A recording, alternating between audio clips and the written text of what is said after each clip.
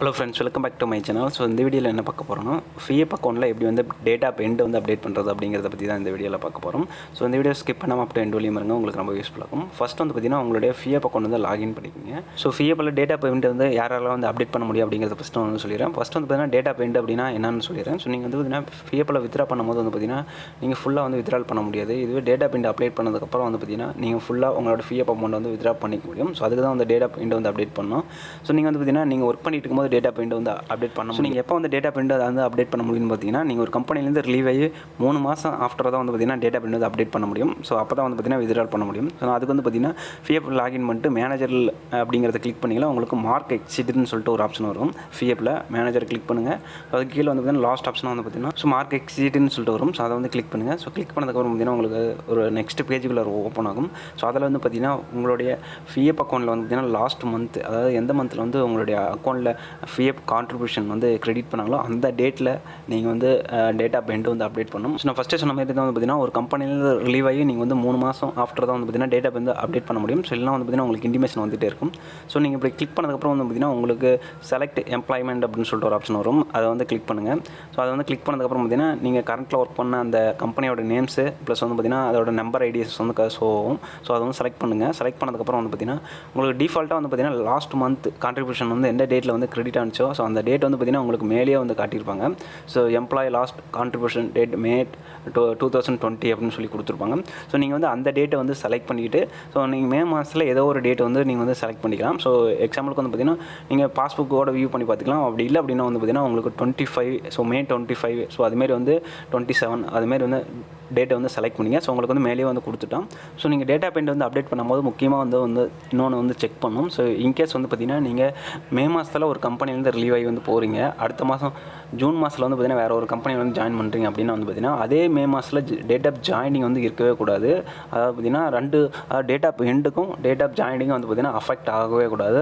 நான் எக்ஸாம்பிள் சொல்ல போனால் வந்து பார்த்தீங்கன்னா டேட் ஆஃப் எண்டு வந்து பார்த்தீங்கன்னா நீங்கள் மே 20 வந்து அப்டேட் பண்ணுறீங்க அப்படின்னா அதுவே டேட் ஆஃப் ஜாயினிங் வந்து பார்த்தீங்கன்னா மே 10 வந்து இருக்கவே கூடாது. அதாவது பார்த்தீங்கன்னா நீங்கள் ஒரு கம்பெனியில் ரிலீவ் ஆகிறதுக்கு முன்னாடி இன்னொரு கம்பெனியில் வந்து ஜாயின் பண்ணுற மாரி வந்து இதில் வந்து ரெக்கார்டு வந்து இருக்கக்கூடாது. ஸோ அதுமாரி வந்து பார்த்துங்க. ஸோ நான் வந்து டேட்டா செக் பண்ணிவிட்டு நான் வந்து டேட் வந்து அப்டேட் பண்ணிட்டேன். ஸோ நீங்கள் 2 டைம் வந்து டேட்டை வந்து செலக்ட் பண்ணுற மாதிரி இருக்கும். செலக்ட் பண்ணிட்டு வந்து பார்த்தீங்கன்னா ரீசன் வந்து பார்த்தீங்கன்னா நீங்கள் ஷார்ட் சர்வீஸ் அப்படிங்கிறத வந்து கிளிக் பண்ணிக்கங்க. ஸோ மற்றது எதுனா செலக்ட் பண்ணிங்கன்னா உங்களுக்கு வந்து பார்த்தீங்கன்னா இஷ்யூ வரதுக்கான சான்ஸ் இருக்கும். அதனால் வந்து பார்த்தீங்கன்னா அந்த லாஸ்ட்டாக ஷார்ட் சர்வீஸ்னு சொல்லிட்டு ஒரு ஆப்ஷன் வந்து கொடுத்துருப்பாங்க. ஸோ அந்த ஆப்ஷன் வந்து செலக்ட் பண்ணிவிட்டு கீழே வந்து பார்த்தீங்கன்னா உங்களுக்கு ரெக்வஸ்ட் ஓடிபி அப்படின்னு சொல்லிட்டு ஒரு ஆப்ஷன் வரும். ஸோ அதை வந்து கிளிக் பண்ணுங்கள். ஸோ இது வந்து பார்த்தீங்கன்னா நீங்கள் உங்களுடைய ஃபிஎஃப் அக்கௌண்ட்டில் கேவிசிக்கு ஆதார் நம்பர் வந்து கொடுத்துருப்பீங்க. ஸோ அந்த ஆதாரில் என்ன மொபைல் நம்பர் வந்து லிங்க் பண்ணி வச்சிருக்கீங்களோ அந்த மொபைல் நம்பருக்கு வந்து பார்த்தீங்கன்னா உங்களுக்கு ஒரு ஓடிபி வரும். ஸோ ரெக்வஸ்ட் ஓடிபி அப்படிங்கிறத வந்து கிளிக் பண்ணிங்க அப்படின்னா உங்களுக்கு ஒரு பாப்அப் மெசேஜ் வந்து உங்களுக்கு ஷோ ஆகும். ஸோ அதில் வந்து பார்த்தீங்கன்னா எஸ் அப்படிங்கிறத வந்து கொடுத்துருங்க. கொடுத்ததுக்கப்புறம் வந்து பார்த்தீங்கன்னா உங்களுடைய ஆதார் நம்பரில் லிங்க் பண்ணி வச்சுட்டு அந்த மொபைல் நம்பருக்கு ஒரு ஓடிபி வரும். அந்த ஓடிபி எடுத்து இதில் வந்து என்டர் பண்ணுங்கள். ஸோ என்டர் பண்ணதுக்கப்புறம் தான் வந்து பார்த்தீங்கன்னா உங்களுக்கு அந்த டேட்டா எண்ட் வந்து அப்டேட் ஆகும். நான் ஃபஸ்ட்டு சொன்ன மாதிரி தான் வந்து பார்த்தீங்கன்னா டேட் ஆஃப் ஜாயினிங்க்கும் டேட் ஆஃப் எண்டுக்கும் வந்து பார்த்திங்கன்னா அஃபெக்ட் ஆகவே கூடாது. ஸோ நான் ஃபஸ்ட்டு அதனால் வந்து பார்த்திங்கன்னா கேர்ஃபுல்லாக வந்து இதை வந்து பார்த்துட்டு நீங்கள் வந்து அப்டேட் பண்ணிக்கங்க. ஸோ அதை வந்து பார்த்திங்கன்னா சர்வீஸ் ஹிஸ்ட்ரியில் போய் வந்து செக் பண்ணிக்கலாம். ஸோ நீங்கள் இன்னொரு கம்பெனியில் வந்து ஜாயின் பண்ணுறீங்க அப்படின்னா சர்வீஸ் ஹிஸ்ட்ரி அப்படின்னு சொல்லிட்டு இருக்கும். ஸோ அதில் வந்து பார்த்திங்கன்னா ஸோ இந்த சர்வீஸ் ஹிஸ்ட்ரி வந்து பார்த்திங்கன்னா உங்களுக்கு ஃபிஎஃப்லேயே வந்து கொடுத்துருப்பான். ஸோ அதை வந்து எப்படி வந்து செக் பண்ணுறதுன்னு வந்து சொல்லிடுறேன். ஸோ இதை அப்டேட் பண்ணதுக்கப்புறம் ஸோ நீங்கள் அந்த சர்வீஸ் ஹிஸ்ட்ரி செக் பண்ணிவிட்டு நீங்கள் வந்து பார்த்திங்கன்னா டேட்டா பாயிண்ட் வந்து அப்டேட் பண்ணிங்க. ஏன்னா வந்து பார்த்திங்கன்னா அஃபெக்ட் ஆகிற மாதிரி இருந்துச்சுன்னா வந்து பார்த்திங்கன்னா நீங்கள் அந்த உங்களுடைய எம்ப்ளாய் அதாவது ஃபிஎஃப் ஆஃபீஸ்க்கு வந்து போகிற மாதிரி இருக்கும். அப்படி இல்லைனா வந்து பார்த்தீங்கன்னா நீங்கள் எந்த கம்பெனியில் வந்து லாஸ்ட்டாக வந்து ஜாயின் பண்ணீங்களோ ஸோ அந்த கம்பெனிக்கு வந்து ரெக்வஸ்ட் பண்ணி தான் நீங்கள் வந்து பார்த்தீங்கன்னா ப்ரீவியஸ் கம்பெனியோட டேட்டா பெண்ட் வந்து அஃபெக்ட் ஆகாத மாதிரி வந்து பார்த்தீங்கன்னா நீங்கள் டேட் ஆஃப் ஜாயின் வந்து ஃப்ரீ இந்த கரண்ட்லி ஒர்க் பண்ணுற டேட் ஆஃப் ஜாயினிங் வந்து கொடுக்குற மாதிரி இருக்கும். ஸோ இப்போ வந்து பார்த்தீங்கன்னா நீங்கள் ஓடிபி என்டர் பண்ணிட்டு so I read blowing points அப்படின்னு சொல்லிட்டு கொடுத்துருங்க. கொடுத்ததுக்கப்புறம் பார்த்தீங்கன்னா உங்களுக்கு இதுமாரி வந்து ஒரு பாப்பப் விண்டோ வரும். ஸோ டேட்டா பெண்ட் வந்து அப்டேட் பண்ணுறது அப்படின்னு சொல்லிட்டு ஸோ அதை வந்து எஸ் கொடுத்துருங்க. எஸ் கொடுத்ததுக்கப்புறம் வந்து பார்த்தீங்கன்னா உங்களுக்கு ஒரு கன்ஃபர்மேஷன் மெசேஜ் வரும். ஸோ உங்களுக்கு பார்த்தீங்கன்னா அலாட்மெண்ட் டேட்டா பெண்ட் வந்து பார்த்தீங்கன்னா சக்ஸஸ்ஃபுல்லாக வந்து அப்டேட் ஆயிடுச்சு அப்படின்னு சொல்லிட்டு வரும். ஸோ இதுக்கப்புறம் வந்து பார்த்தீங்கன்னா ஃபார்ம் 90யும் 10Cயும் வந்து பார்த்தீங்கன்னா நீங்கள் வந்து பிஎஃப்பில் வந்து கிளைம் பண்ணிக்க முடியும். ஸோ அந்த வீடியோ வந்து பார்த்திங்கன்னா நான் அடுத்து வந்து அப்டேட் பண்ணுறேன். ஸோ எப்படி வந்து பார்த்திங்கன்னா ஃபார்ம் 90யும் 10C வந்து கிளைம் பண்ணுறது அப்படின்னு சொல்லிட்டு ஸோ இதை 2 ஃபார்மும் வந்து கிளைம் பண்ணுறது மூலிமா வந்து பார்த்திங்கன்னா உங்களுடைய பிஎஃப்பில் இருக்கிற டோட்டல் அமௌண்ட்டும் வந்து பார்த்திங்கன்னா நீங்கள் வந்து வித்ட்ரா பண்ணிக்க முடியும். ஸோ அதுக்கு தான் வந்து பார்த்திங்கன்னா இந்த 2 ஃபார்மும் வந்து கிளைம் பண்ண முடியும். ஸோ நார்மலாக வந்து பார்த்திங்கன்னா ஃபார்ம் 31 தான் வந்து கிளைம் பண்ண முடியும்.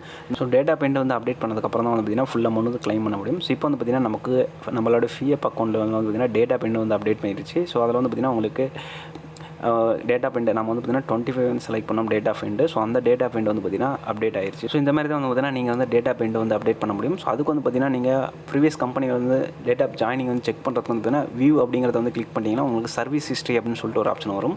ஸோ அதை வந்து கிளிக் பண்ணிங்க அப்படின்னா நீங்கள் எந்தெந்த கம்பெனியில் வந்து ஒர்க் பண்ணியிருக்கீங்க அப்படிங்கிற எல்லா டீட்டெயிலுமே வந்து பார்த்திங்கன்னா அந்த சர்வீஸ் ஹிஸ்ட்ரியில் வந்துடும்.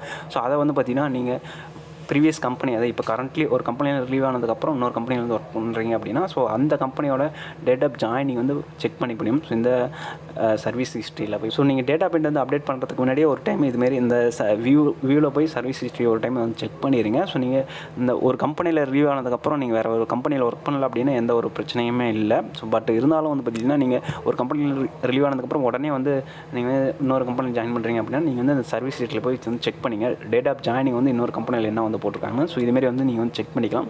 ஸோ நெக்ஸ்ட்டு வந்து பார்த்திங்கன்னா உங்களுக்கு ஃபுல் அமௌண்ட் அமௌண்ட் வந்து எப்படி வந்து கிளைம் பண்ணுறது அப்படிங்கிற வீடியோஸ் வந்து போகிறோம். ஸோ இந்த வீடியோ பிடிச்சிருக்குன்னு நினைக்கிறேன், புரிஞ்சிருக்குன்னு நினைக்கிறேன். ஸோ தேங்க்யூ ஃபார் வாட்சிங். மறக்காம நம்ம சேனல் சப்ஸ்கிரைப்